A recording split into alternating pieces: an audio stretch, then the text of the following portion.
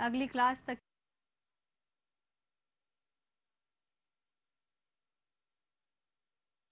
नमस्कार, स्वागत है, अभिनंदन है आपका हिंदी की पाठशाला में। आज तो ना कोई कविता है, ना कोई कहानी और ना ही कोई पहेली। आज तो हम आपके लिए लेकर आए हैं लोकोक्ति। लोकोक्ति नहीं समझे? लोक अर्थात संसार, उक्ति संसार में प्रचलित होने वाली कथन, उसे कहते हैं लोकोक्ति। क्योंकि यह लोकोक्ति ही हमारे प्रकरण से संबंधित है। परेशान मत होइए, कोई खेल नहीं है, आपको लोकोक्ति के विषय में बताना है। हाँ, ये हमारा प्रकरण भी नहीं है, बस एक छोटी सी गतिविधि आपके साथ। तो हम सुनते हैं लोकोक्ति। कोस कोस में बदले पानी, चार कोस में बदले वाणी। वाणी का अर्थ है बोली। कुछ समझ में आया? नहीं समझे? चलिए थोड़े प्रश्न पूछ लेते हैं, शायद तब आप अपने प्रकरण से परिचय प्राप्त कर सकें। आप अपने क्षेत्र में बोली जाने वाली बोली को क्या कहते हैं? आप अपने जिस क्षेत्र में रहते हैं, जिस जनपद में रहते हैं, वहां पे कोई बोली बोली जाती है, आपकी अपनी बोली, निज बोली। उस बोली को हम क्या कहते हैं? क्षेत्रीय बोली। अपनी क्षेत्रीय बोली में, अपनी जनपद की बोली में गीत गाते हैं, उस गीत को हम क्या कहते हैं? लोक गीत। तो बच्चों, यही है हमारा आज का प्रकरण, लोक गीत। लोकगीत हम किन किन अवसर पर गाते हैं? 30 त्योहारों पर। आपके सामने जैसे दिख रहे हैं प्रश्न, उसका उत्तर भी। तो यहाँ पे आपका परिचय होता है उस लोकोक्ति से, जो अभी हमने आपसे पूछा था कि कोस कोस में बदले पानी, चार कोस में बदले वाणी। कि अगर हम अपने घर से, अपने शहर से किसी दूसरे शहर में जाते हैं, थोड़ी ही दूरी पर, तो पानी का स्वाद बदल जाता है। और अगर उससे और आगे बदल जाते हैं तो पानी ही क्या, वाणी, बोली ही हमारी बदल जाती है। और हर जनपद की अपनी अलग अलग बोली होती है, क्योंकि हमारा भारत देश अनेकता में एकता लेकर आता है। अनेक जनपद, अनेक राज्य और उसमें अनेक बोलियां। छोटे छोटे से गांव हैं, मजरे हैं, कस्बे हैं, उनकी अपनी ही अलग बोली है, और वो भी मीठी। और ये बोली हमें कब सुनने को मिलती है? जब हम किसी समारोह में या किसी त्योहार में जाते हैं, अपने गांव की तरफ। है कि नहीं बच्चों? अब आपको हम बताते हैं कि लोकगीत है क्या, किसे कहते हैं लोकगीत। हमारे गांव और घरों में बहुत से अवसर पर गीत गाए जाते हैं। ये गीत अक्सर समूह में गाए जाते हैं। गाते समय इनमें वाद्य यंत्र, तब बाजे का भी प्रयोग होता है, जैसे ढोलक, झांझ, मंजीरा। ये गीत हमारी बोली के गीत होते हैं। हमारी बोली, हम जिस क्षेत्र से रहते हैं या जिस क्षेत्र से बिलोंग करते हैं, वहाँ के ये गीत होते हैं। और इन्हीं गीतों को हम कहते हैं लोक गीत। आप भी अगर किसी समारोह में या शादी ब्याह में गए होंगे, तो सांझ के गीत हैं, सुबह के गीत हैं, देवी गीत हैं, त्योहारों के गीत हैं और होली के भी गीत हैं, है ना? और जब हम लोग समूह में बैठकर ये लोकगीत गाते हैं, एक उत्साह सा उत्पन्न होता है। क्यों होता उत्पन्न? क्योंकि यह गीत हम लोग जन समूह के साथ मिलकर ढोलक, मंजीरा, मुरली, झांझ और करतल, करतल माने ताली, ताली के साथ भी गाया जाता है। हमारे लोकगीत संबंधित गांव, क्षेत्र की बोली और जनजीवन में की झलक मिलती है। हमारे जो लोकगीत है उसमें हमारे संबंधित गांव, हम जिस गांव में रहते हैं वहाँ की छाप मिलती है, और उस क्षेत्र की बोली, जिस जनपद में हम रहते हैं उस क्षेत्र की बोली और वहाँ के जनजीवन की झलक हमें लोकगीतों के माध्यम से पता चलती है। अब आपको समझ में आया आज हमारा प्रकरण क्या है? लोक गीत। और लोकोक्ति का अर्थ क्यों हमने आपको बताया कि कोस कोस में बदले पानी, चार कोस में बदले वाणी। आप लखनऊ से कुछ ही दूर अपनी नानी के यहाँ या मामा के यहाँ आप जाएंगे तो आपकी बोली भी बदल जाएगी। तो बच्चों, आज हम आपको पाठ 17 लोकगीत के माध्यम से भारत देश की विभिन्न भाषाओं में से कुछ क्षेत्रीय भाषाओं से परिचय कराएंगे, वो भी लोकगीत के माध्यम से। सबसे पहले आप यह चित्र देख लें। सबसे पहले आप देखिए चित्र। ये चित्र किसका है? आपके ही पाठ का, जिसमें दो भाषाएं हैं, ब्रज भाषा, भोजपुरी भाषा, जिसमें हम सबसे पहले आज आपको इन दो भाषाओं में से एक भाषा ब्रज भाषा के विषय में जानकारी देंगे कि ब्रज भाषा है क्या। ब्रज भाषा उत्तर प्रदेश की जनपदीय भाषा के रूप में जानी जाती है। यह भाषा मूलतः ब्रज क्षेत्र की बोली है। ब्रज भाषा ज्यादातर मथुरा, आगरा, धौलपुर और अलीगढ़ जिलों में बोली जाती है। अन्य भाषाओं की तरह ब्रज भाषा भी संस्कृत से ही जन्मी है। और बच्चों, ब्रज भाषा भक्ति काल की प्रमुख भाषा भी रही है, क्योंकि हमारी प्रारंभिक काव्य रचना ब्रज भाषा में ही मिलती है।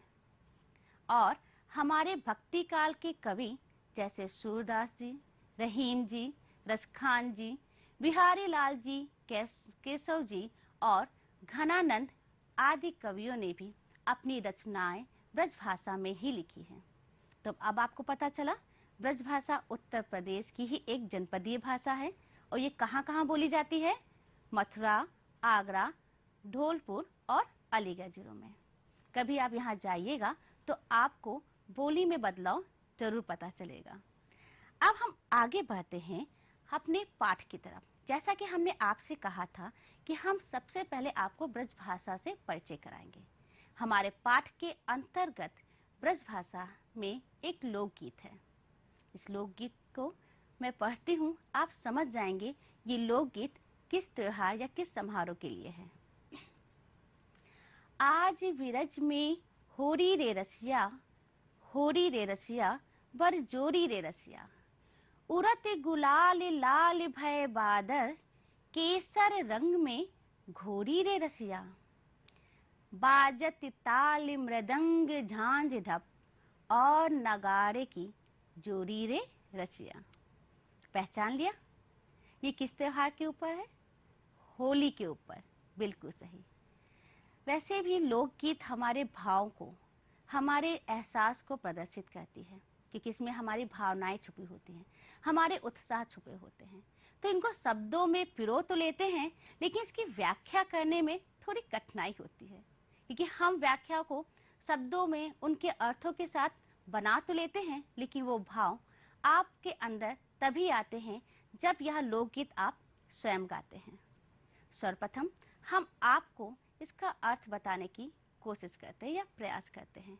अगर कहीं कोई त्रुटि हो जाए उसके लिए क्षमा कीजिएगा।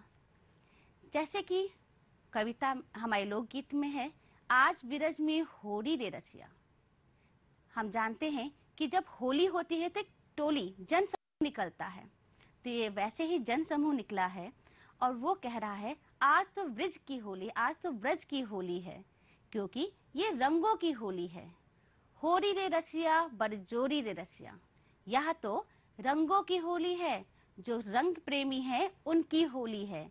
बर जोरी रे रसिया, अपने मित्र को जबरदस्ती रंग लगाने की होली है, क्योंकि आज ब्रज में होली है। उड़त गुलाल लाल भय बादर, कोई गुलाल उड़ा रहा है जिससे बादल भी लाल हो गए हैं। ऐसा लगता है सर के ऊपर लाल बादल तैरने लगे हैं। केसर रंग में घोरी रे रसिया, किसी ने केसर रंग, नारंगी रंग भी घोला है, क्योंकि आज होली है रसिया, आज होली है। बाजत ताल मृदंग झांझ धप, बाजत ताल मृदंग झांझ ढप, कोई ताल, ताल का अर्थ है ताली, कोई ताली बजा रहा है, कहीं मृदंग बज रहे हैं, कहीं झांझ बज रहा है, तो कहीं ढपली कोई बजा रहा है और कहीं कहीं तो नगाड़े की जोड़ी भी बज रही है, क्योंकि आज होली है, आज ब्रज की होली है। हमने प्रयास तो किया है कि इस लोकगीत को आपको सही व्याख्या दे सकूं। हम आशा करते हैं आप इस व्याख्या को समझ पाए होंगे। अब बच्चों, क्यों ना हम इसके कुछ कठिन शब्दों के अर्थ भी जान लें। कुछ कठिन शब्द हैं जैसे बिरज। बिरज का अर्थ है ब्रज, जैसे ब्रज भाषा है तो बिरज को यहाँ पे ब्रज। होरी का अर्थ है होली। रसिया का अर्थ है रस का शौकीन, मतलब प्रेमी। बरजोरी का अर्थ है बल प्रयोग, अपने मित्रों को जबरदस्ती रंग लगाते हैं ना, उसको। बादर का अर्थ है बादल। घोरी का अर्थ है घोलना। केसर का अर्थ है नारंगी। बाजत का अर्थ है बजना। हमने आपको उन शब्दों के जो कठिन शब्द हैं उनके अर्थ आपको समझाए हैं। हम आशा करते हैं आप इन्हें भली भांति समझ गए होंगे और लोकगीत के सारांश भावार्थ को भी आपने समझ लिया होगा। अब हम आपको लोकगीत गा के सुनाते हैं कि लोकगीत कैसे गाया जाता है, क्योंकि हम जब लोकगीत गाते हैं तभी हम उसके भावनाओं को, उसके रस को समझ पाते हैं। क्योंकि यह एक लोकगीत है, वो भी होली का, तो क्यों ना होली का त्योहार आज हम लोग यही मना ले। शुरुआत करते हैं, आप भी हमारे साथ बोलिए।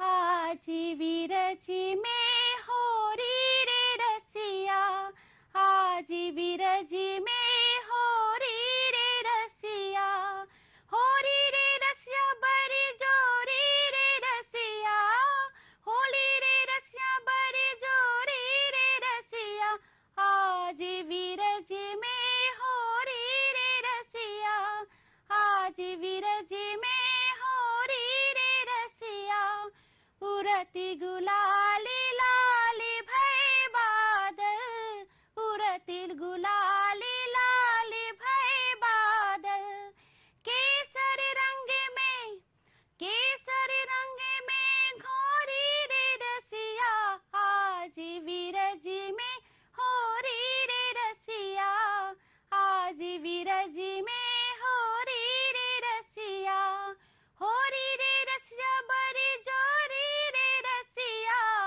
होरी रे रसिया बड़ी जोरी रे रसिया, आज विरजी में होरी रे रसिया, आज विरजी में होरी रे रसिया, बाजती ताली मृदंग झांझी ढप, बाजती ताली मृदंग झांझी ढप, और नगारे की, और नगारे की जोरी रे रसिया, आज विरजी में होरी रे रसिया, आज विरजी में होरी रे रसिया, होरी रे रसिया बड़ी जोरी रे रसिया, होरी रे रसिया, होरी रे रसिया बड़ी जोरी रे रसिया, आज विरजी में होरी रे रसिया, आज विरजी में होरी रे रसिया, आज विरजी में होरी रे रसिया। कैसा लगा आपको बच्चों? क्योंकि ऐसे ही लोकगीत होते हैं जिसमें हम सब कुछ भूल जाते हैं और मन मुग्ध हो जाते हैं। इसमें हमें ऐसा उल्लास जगता है कि हम भूल ही जाते हैं कि हम हैं कहाँ। अभी आपको गीत सुनाते सुनाते मुझे ऐसा लगा कि मैं आज रंग ही खेल लूं, और वो भी कहाँ पे? ब्रज में, श्री कृष्ण के धाम में हम होली खेल रहे हैं। तो बच्चों, अब हम आपको बताते हैं इस गीत का एक और रूप। ब्रजभाषा लोकगीत। आखिर ब्रजभाषा लोकगीत है क्या, और ब्रजभाषा में होली को इतना महत्व क्यों देते हैं, इसके बारे में हम आपको कुछ बताना चाहते हैं। ध्यानपूर्वक इसको सुनिए। ब्रज होली मूल रूप से उत्तर प्रदेश के मथुरा, वृंदावन, नंदगांव, बरसाना और गोकुल में सबसे अधिक धूमधाम से मनाया जाता है। ये आप भी जानते हैं कि होली का सबसे अच्छा त्योहार कहाँ बनता है? श्री कृष्ण और राधा के धाम में। और वो कहाँ है? मथुरा, वृंदावन, नंदगांव, बरसाना और गोकुल, जहाँ पे श्री कृष्ण ने अपना बचपन, अपना जीवन व्यतीत किया। ब्रज में होली केवल रंगों के साथ ही नहीं बल्कि अनेक प्रकार से मनाई जाती है। आपको पता है? नहीं पता है तो आज पता चल जाएगा, क्योंकि वृंदावन और बरसाना में होली से 3 दिन पूर्व ही फूलों की होली, लड्डू की होली और लठमार होली मनाई जाती है। रंगों की होली तो उनके यहाँ रंग पंचमी के दिन 5वें दिन मनाई जाती है। उससे पहले वो पहले फूलों की होली खेलते हैं, फिर लड्डू की होली खेलते हैं और लठमार होली। बरसाने की लठमार होली देश विदेश में प्रसिद्ध है। हमारे जो विदेशी पर्यटक हैं वो इस होली में नंदगांव, ब्रजधाम और बरसाना जरूर आते हैं यहाँ की होली देखने के लिए, वो भी अनेक प्रकार की फूलों की, लड्डू की, लठमार और रंगों की होली। होली के त्योहार को ब्रज में सबसे ज्यादा महत्व दिया जाता है, क्योंकि राधा कृष्ण ने ब्रज में ही होली खेली थी और यही परंपरागत संस्कृति आज तक चली आ रही है और इसे आगे हम चलाते भी रहेंगे, क्योंकि ये होली बहुत ही उल्लास का होता है। अब बच्चों, आपने जिस तरह से अभी होली का सारांश, होली की व्याख्या सुनी, होली गीत की व्याख्या सुनी, जो लोकगीत की आपने व्याख्या सुनी, उसके बाद गीत भी सुना और ब्रज भाषा लोकगीत के विषय में जानकारी प्राप्त की है। अब हम आपको उसी से संबंधित कुछ प्रश्न पूछेंगे। हम जानते हैं आप उसका सही उत्तर देंगे। पहला प्रश्न है, ब्रज भाषा लोकगीत किस त्योहार का गीत है? जो अभी आपने जो लोकगीत सुना है, जो आपने पढ़ा है, वो किस त्योहार पर आधारित है? होली के त्योहार का लोकगीत है। अभी जो आपने पाठ में पढ़ा है तो वो किस त्योहार का गीत है? होली के त्योहार का गीत है। ब्रज भाषा में होली कितने प्रकार से मनाई जाती है? अभी आपको बताया था ना हमने। जी हाँ, ब्रज भाषा में फूलों की होली, लड्डू की होली और लठमार होली और अबीर गुलाल की होली भी खेली जाती है। बताया था ना अभी आपको हमने कि बरसाने की लठमार होली और वृंदावन नंदगांव की लड्डू और फूलों की होली। ब्रज भाषा किन किन जनपदों की बोली है? ये सर्वप्रथम जब ब्रज भाषा के विषय में आपको हमने परिचित कराया था तब हमने आपको बताया था। तो ब्रज भाषा कहाँ कहाँ बोली जाती है? ब्रज भाषा मथुरा, आगरा, धौलपुर तथा अलीगढ़ में बोली जाती है। अब आप समझ गए कहाँ कहाँ बोली जाती है? मथुरा, आगरा, धौलपुर और अलीगढ़। और हमारे जो ब्रज धाम है जैसे नंदगांव, बरसाना, यहाँ भी ब्रज भाषा ही बोली जाती है। रसखान जी और सूरदास जी की रचनाएं किस भाषा में लिखी हैं? आपने इससे पहले रसखान जी की और सूरदास जी की कविताएं, दोहें सब पढ़ी हैं। अब आपको पता चल गया वो किस भाषा में लिखी जाती है? ब्रज भाषा में लिखी गई हैं।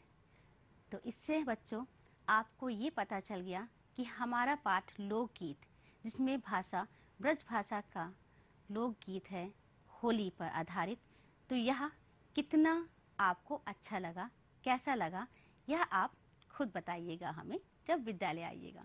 और हो सके तो इसे भी याद रखिएगा जो अभी हमने आपसे वो प्रश्न पूछा है कि इस लोकगीत में आपने क्या क्या जाना। बच्चों, जैसे कि अभी तक आपने देखा या आपने पढ़ा कि हमने सर्वप्रथम आपको क्या पढ़ाया? सबसे पहले हमने आपको लोकोक्ति से परिचय कराया। एक नया विधा लोकोक्ति, मुहावरे तो आप जानते ही हैं, एक उसके दूसरा रूप है लोकोक्ति, जो संसार में प्रचलित कथन होता है, उससे परिचय कराया। उसके बाद हमने क्या जाना? प्रस्तावना प्रश्न के जरिए अपने प्रकरण तक पहुंचे और प्रकरण के बाद हम आ गए अपने पाठ पर। पाठ का नाम क्या था हमारा? लोकगीत। लोकगीत में कितनी भाषाएं थी? 4 भाषाएं, ब्रजभाषा और भोजपुरी, बिल्कुल सही, और अवधी, एक और कौन सी है?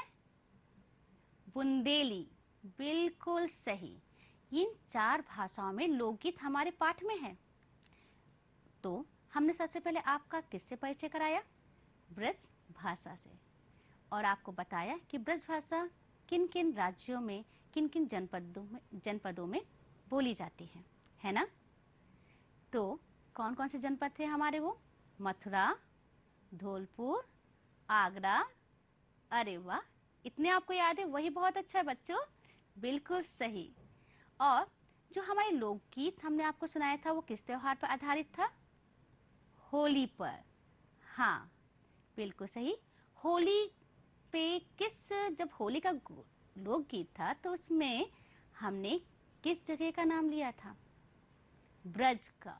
जी, क्योंकि भाषा हमारी क्या थी? ब्रज भाषा। तो ब्रज का अर्थ क्या था? ब्रज। हमारे ब्रज भाषा में, मतलब ब्रज में, ब्रज धाम में होली मनाई जा रही है। और लोकगीत में हमने आपको ब्रज भाषा लोकगीत के विषय में भी कुछ बताया था ना? क्या था वो? किसी को याद है? याद है? हाँ हाँ, कौन कौन सी होलियां होती हैं बताइए? लठमार होली, बिल्कुल सही। लड्डू की होली और फूलों की होली, बिल्कुल सही।